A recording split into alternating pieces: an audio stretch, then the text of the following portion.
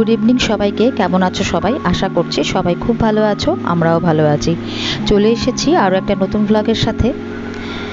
তোমাদের সবার কাছে অনেক অনেক অনুরোধ রইল ব্লগটি প্রথম থেকে শেষ অবধি দেখার জন্যে। কয়েকদিন ব্লগ আনতে পারিনি, তার কারণ হচ্ছে আমরা ছিলাম না, আমরা গেছিলাম ননদের বাড়িতে। তো যেহেতু এখন নতুন নতুন ব্লগ করছি, সেই কারণে সব কিছু একা হাতে মেনটেন করা খুব সমস্যা হয়ে যায়। তাই ওখানে গিয়ে আর ব্লগ আর ছাড়ার সময় পাইনি, কারণ আমার ব্লগে আমার ভিডিও এডিট করা থেকে শুরু করে ভিডিও শ্যুট করা সবটাই আমি একাই করি। আমার কোনো হেল্পিং হ্যান্ড নেই। তার মধ্যে ছোট বাচ্চাকে সামলে, নিজের সমস্ত কিছু সামলে সব কিছু করতে হয়। তাই সেই কারণেই আমি দুদিন কোনো ব্লগ ছাড়তে পারিনি, 2 দিন না 3 দিন। তো এই যে আজকে তোমরা ব্লগটা দেখছো, এটা ননদের বাড়ি যাওয়ার আগের দিনের ব্লগ। তো এখন আমি একটু রান্না বসিয়েছি। মাম্মানের বাবাই আজকে তাড়াতাড়ি চলে আসবে, ফোন করেছিল।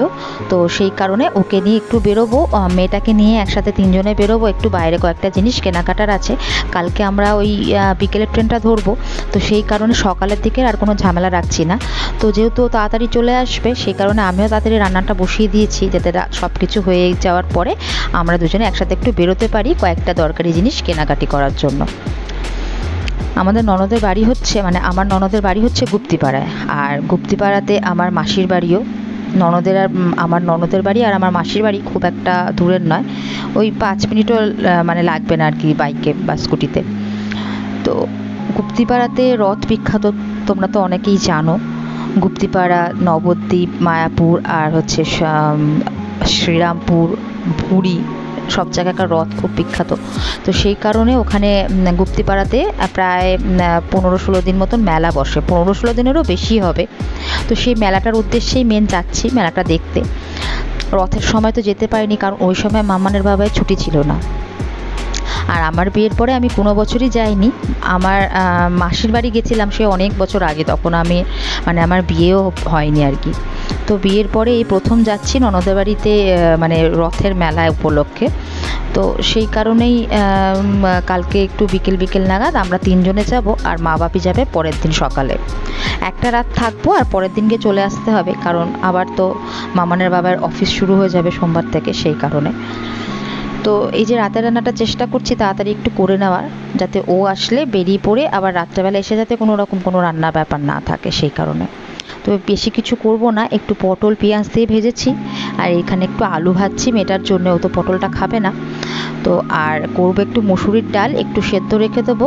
মামানের বাবাই আবার ফোড়ন দেওয়া ডাল খুব একটা ভালোবাসে না, তো ওর জন্য একটু সেদ্ধ ডাল রেখে দেবো, আর আমাদের ডালটাকে একটু ফোড়ন দেবো, আর তারপর একটু রুটি করে নেবো, ব্যাস হয়ে যাবে।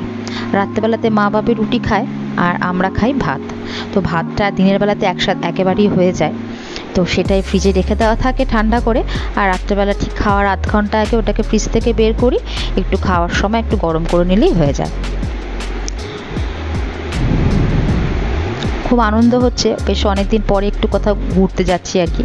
সব সময় তো সেই ঘরের মধ্যেই থাকি, আর মানে সব সময় বলতে শনিবার রবিবারটা বেরোয় ঠিকই, কিন্তু সেটা তো লোকালেই বেরোয়, দূরে তো কোথাও যাই না।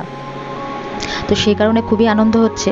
তবে এখনও অবধি গোছগাছ করে উঠতে পারিনি। আসলে গোছগাছ বলতে নিজের নয়, 2টো শাড়ি নিলাম, একটা নাইটি নিলাম, হয়ে গেল। কিন্তু মেন হচ্ছে বাচ্চার জিনিস, কোথাও ঘুরতে গেলে বাচ্চার জিনিসটা মাথা ঠান্ডা করে না নিলেই, একটু ভুল হয়ে গেলেই গণ্ডগোল।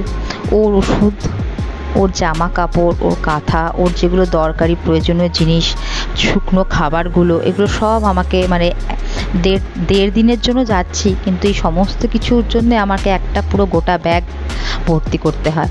কারণ বাচ্চার সঙ্গে থাকলে এই এসেন্সিয়াল জিনিসগুলো নিতেই হয়, না হলে কোথাও গিয়ে যদি সেগুলো না পাওয়া যায়, হয়তো সব জায়গাতেই পাওয়া যাবে, কিন্তু তবুও যখন ঘরে আছে নিজেরটা নিজে গুছিয়ে নিয়ে যাওয়াটাই ভালো। আর মামানের বাবায়েরও জামা কাপড় গোছানো হয়নি। তো ঘুরে এসে বিকেল, এই যে আমরা এখন রান্না বান্না করে নিয়ে যে বেরোবো, তারপরে বাইরে থেকে এসে খাওয়া দাওয়া করে উপরে যখন যাব, তারপরে আমি এগুলো সব গোছগাছ করব। কারণ সকালবেলার জন্য আর রাখবো না, বাই চান্স যদি সকালবেলা কোনো কারণে টাইম না পাই, সেই কারণে আজকে রাত্রেবেলাতেই সবটা কমপ্লিট করে গুছিয়ে রেখে দেবো, যাতে সকালে আবার রান্না থাকে, মেয়েকে খাওয়ানোর ব্যাপার থাকে, অনেক কিছু কাজ থাকে। সেই কারণে আর সকালের জন্য ওই ঝামেলাটা ফেলে রেখে দেবো না, একেবারে এখনই করে নেবো। ওখান থেকে ননদের বাড়ি গিয়ে একটু বড় মাসির বাড়িও যাওয়ার ইচ্ছা আছে। আমার তো 2টো মাসি, তো এটা হচ্ছে গুপ্তিপাড়াতে যার বাড়ি সেটা হচ্ছে বড় মাসি। তো ওখানেও যাওয়ার ইচ্ছা আছে, দেখি কীরকম কি টাইমটা মেনটেন করতে পারি সেই হিসাবে যাব। দেখো তোমাদের সঙ্গে কথা বলতে বলতে আমার রান্না প্রায় শেষ হয়ে এলো, এবার শুধু রুটিটা করলেই হয়ে যাবে। এটা করে নিয়ে মেয়েকে তো খাইয়ে দিয়েছি সন্ধ্যাবেলায়, তবে আমরা কিছু খাইনি। তো মাম্মানের বাবাই বললো যখন বেরোনোই হবে বাইরে একটু টুকটাক কিছু খেয়ে নেবো, কারণ এখন মোটামুটি ওই 7:30 মতন বাজে, আমাদের বেরোতে বেরোতে ওই 8টা মতন বেঁচে যাবে। মামানের বাবাইও আসবে, একটু ফ্রেশ হবো, একটু চা করে দেবো, ব্যাস তারপরেই আমরা দুজনে মেয়েটাকে নিয়ে বেরোবো।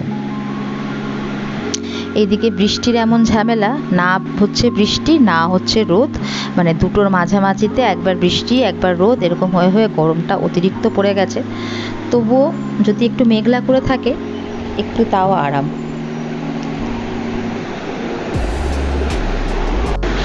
আর একটা কথা বলি, দেখো আমি হাতে কি পরে আছি, সবুজ চুড়ি।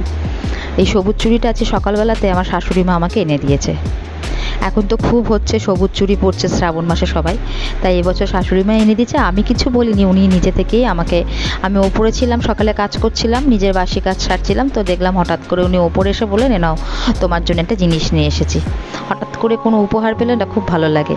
আমি কাচের চুড়ি পরতে ভীষণই ভালোবাসি, আগে তো প্রচণ্ডই পরতাম, মেয়ে হওয়ার আগে অবধিও খুব পরেছি কাচের চুড়ি, তার সঙ্গে কাচের চুড়ি পরলে একটু মেহেন্দিও পরে নিতাম হাতে টুক করে, দেখতে বেশ হাতটা ভালোই লাগতো। এখন আর পড়া হয় না, মেয়ে হওয়ার মানে পরে আর কি অতটা পড়া হয় না, কারণ ভয় লাগে, ছোটো মেয়ে তো সবসময় কোলে নিতে হতো, তো যদি বাই চান্স একটু ভেঙে গিয়ে যদি ওর গায়ে কোনো রকম ঢুকে ফুকে যায় সেই ভয়তে পড়তাম না। তবে এখন মেয়েটা একটু বড় হয়েছে বলে কোলে একটু কম ওঠে, সেই কারণে আবার পড়েছি।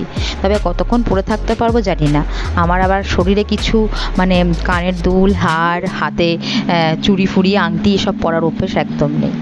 তো বন্ধুরা আমার রাতের রান্না হয়ে গেছে, আর আজকের মতন ব্লগটাকে এখানেই শেষ করছি, দেখা হবে পরের ব্লগে। টাটা বন্ধুরা।